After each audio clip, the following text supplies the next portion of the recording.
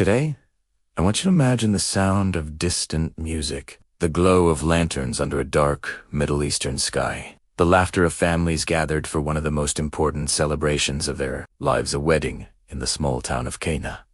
The air is filled with joy, dancing, conversation, and hope for the future. Weddings in those days were not just events. They were week-long celebrations, symbols of honor and community. But behind the smiles and music, something is about to go terribly wrong. The wine is running out.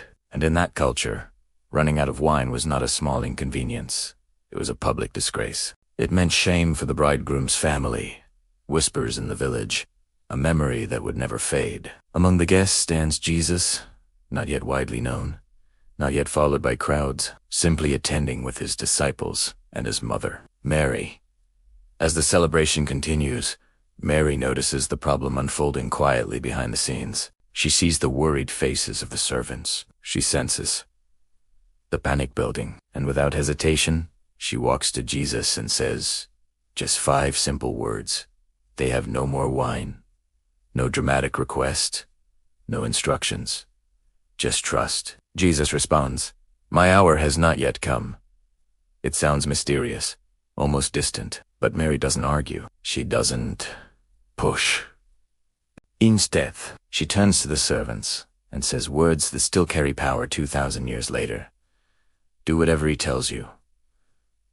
Those 5 words unlock the door to a miracle. Nearby stand 6 large stone jars used for ceremonial washing, each capable of holding 20 to 30 gallons. These jars were meant for ritual cleansing, part of the old religious system, focused on outward purification. Jesus looks at the servants and gives a simple command.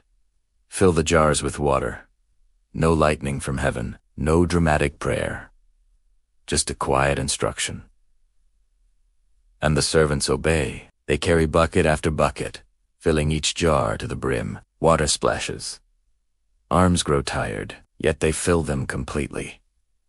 Then Jesus says something that must have made their hearts race. Now draw some out and take it to the master of the banquet. Imagine the fear. Imagine walking across the courtyard holding a cup of what you believe is still water, knowing your reputation is on the line. But somewhere between the jar and the master's lips, something impossible happens. The water becomes wine. Not ordinary wine. Not average wine. The finest wine anyone has tasted that night. The master of the banquet takes a sip, pauses, surprised, and calls for the bridegroom. Everyone brings out the best wine first, he says, and then the cheaper wine after the guests have had too much to drink. But you have saved the best till now. The groom stands there, confused, unaware that a miracle has just saved his family from humiliation. The guests keep celebrating. The music continues.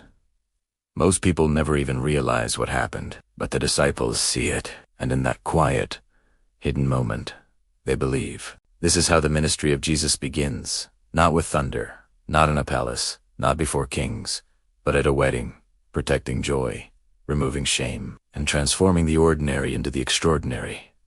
Think about that. The creator of the universe cares about a wedding celebration. He cares about embarrassment. He cares about joy running dry. And the symbolism is powerful.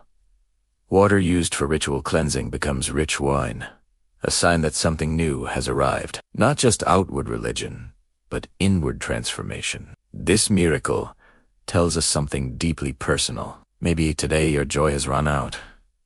Maybe your peace feels empty. Maybe hope seems like those dry jars, heavy, cold, and hollow. The same Jesus who stood in Cana still sees what others don't. He still responds to simple faith, and often the miracle begins the same way, with obedience. Before understanding, the servants filled the jars before they saw the change. They trusted before they tasted the result. And perhaps that is the message for us filter jars. Do what is sois, even when it seems ordinary, even when it feels small. Because Jesus specializes in transformation. He turns water into wine. He turns fear into faith. He turns shame into celebration. He turns emptiness into overflow. And sometimes, he saves the best for last. So if something in your life feels like it has run out, don't lose heart. Bring it to him the way Mary did. Simply, quietly, faithfully, and listen to those timeless words.